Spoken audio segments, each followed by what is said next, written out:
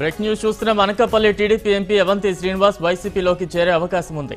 ఊహాగానాలు వినిపిస్తున్నాయి. ఈ రోజు లోటస్ పాండ్లో జగన్తో భేటీ అయ్యి వైసీపీలోకి చేరే అవకాశం ఉందని తెలుస్తోంది. విశాఖపట్నం కార్యాలయంలో టీడీపీ జెండాలను అవంతి అనుచరులు తొలగించడం పలు అనుమానాలను రేకెత్తిస్తోంది.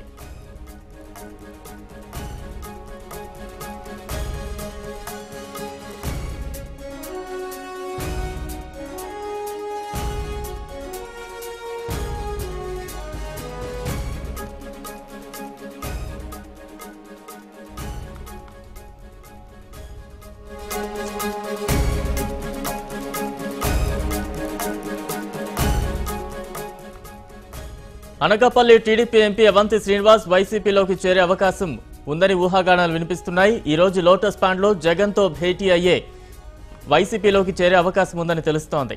విశాఖపట్నం కార్యాలయంలో టీడీపీ జెండాలను అవంతి అనుచరులు తొలగించడం పలు అనుమానాలను రేకెత్తిస్తోంది.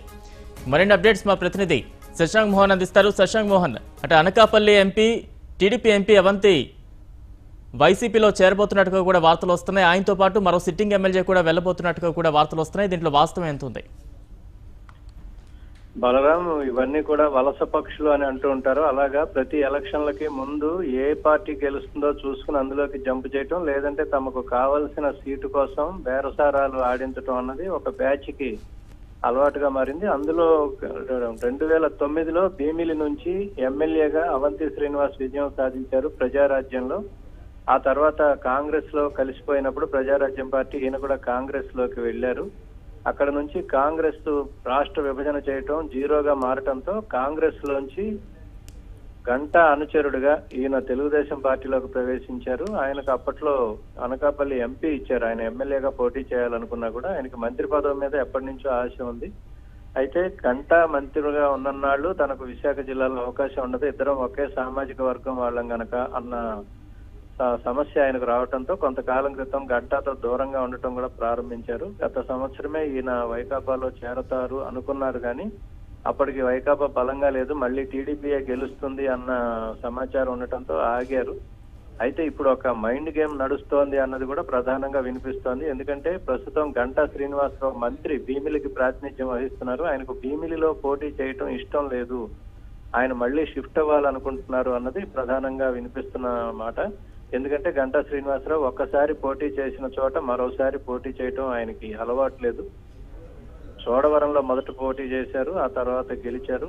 అనకాపల్లిలో పోటీ చేసి గెలిచారు, ఆ తర్వాత భీమిలికి షిఫ్ట్ అయ్యారు. ఇప్పుడు భీమిలి నుంచి కూడా ఆయన షిఫ్ట్ అవుతాడు అన్నది ఉంది. అయితే చంద్రబాబు నాయుడు నువ్వు భీమిలి నుంచి షిఫ్ట్ కావడానికి వీల్లేదు, భీమిలిలోనే మళ్ళీ పోటీ చేయాల్సి ఉంటుంది అని గంటాకి గట్టిగా చెప్పడంతో గంటా శ్రీనివాసు తనకు ఆప్తుడైన అవంతి శ్రీనివాస్ ని గిల్లి ఆయనకి భీమిలి కావాలి అని కోరటం ద్వారా తాను భీమిలి నుంచి జంప్ అవడానికి ప్రయత్నిస్తున్నారు అన్న అనుమానాలు కూడా చాలా మంది రాజకీయ వర్గాల్లో వ్యక్తం అవుతున్నాయి. అవంతి శ్రీనివాస్ అయితే నిన్నటి నుంచి ఆయన ఫోన్ ఎత్తటం లేదు, అనుచరులు గాని ఎవరు గాని మాట్లాడటం లేదు, నోరు మెదపటం లేదు. ఈ రోజు నిన్నటిదాకా తెలుగుదేశం కండువా కప్పుకుని తెలుగుదేశం వెనకాలే తిరిగి ధర్నాల్లో వాటిల్లో పాల్గొని వైఎస్ జగన్ ని తీవ్రంగా విమర్శించిన అవంతి శ్రీనివాసు ఈ రోజు జగన్ ని కలవటానికి వెళుతున్నారు అన్న ప్రచారం అయితే సాగుతోంది. ఆయన దీన్ని ఇంతవరకు కన్ఫర్మ్ చేయలేదు, ఆయన అనుచరులు ఎవరు కూడా కన్ఫర్మ్ చేయలేదు. అయితే ఇది సాయంత్రం లోపు చంద్రబాబు నాయుడు లొంగి వీళ్ళకి పోని మీరు కోరినట్లే భీమిలి ఇస్తాను అంటాడా, అనకపోతే ఈయన వెళతారా, ఇవన్నీ కూడా ఊహాగానాలు సాగుతూ ఉన్నాయి. మరికొంతమంది ఎమ్మెల్యేలు కూడా తమకు సీట్లు మార్చాలి అని చెప్తున్నారు. మార్చకపోతే వారేం చేస్తారన్నది చూడాలి. ఒకవేళ వీళ్ళందరూ వెళితే జగన్ దగ్గరికి ఇప్పటికే ఆయా ప్రాంతాల్లో జగన్ పార్టీ కోసం ప్రయత్నిస్తున్నారు, పని చేస్తున్నారు, వీళ్ళకి సహకరిస్తారా అన్నది కూడా చూడాల్సి ఉంది. అయితే ఆర్థికంగా గాని సామాజికంగా గాని భీమిలి నియోజకవర్గంలో చాలా బలంగా అవంతి శ్రీనివాస్ వర్గం ఉందని చెప్తున్నారు. ఎందుకంటే 2009 నుంచి 2014 వరకు ఆయన ఎమ్మెల్యేగా చేసినప్పుడు నియోజకవర్గంలో బాగా పట్టు పెంచుకున్నారు. కనుక ఈసారి మళ్ళీ వైసీపీ టికెట్ ఇస్తే భీమిలి నుంచి ఆయన గట్టి ప్రత్యర్థి అవుతారు అన్నది మాత్రం చెప్తున్నారు. భీమిలిలో ప్రస్తుతానికైతే వైకాపాకి సరైన అభ్యర్థి లేకపోవటం ఈ ఊహాగానాలకు బలం చేకూరుస్తోంది. Balaram, right, thank you Shashank Mohan.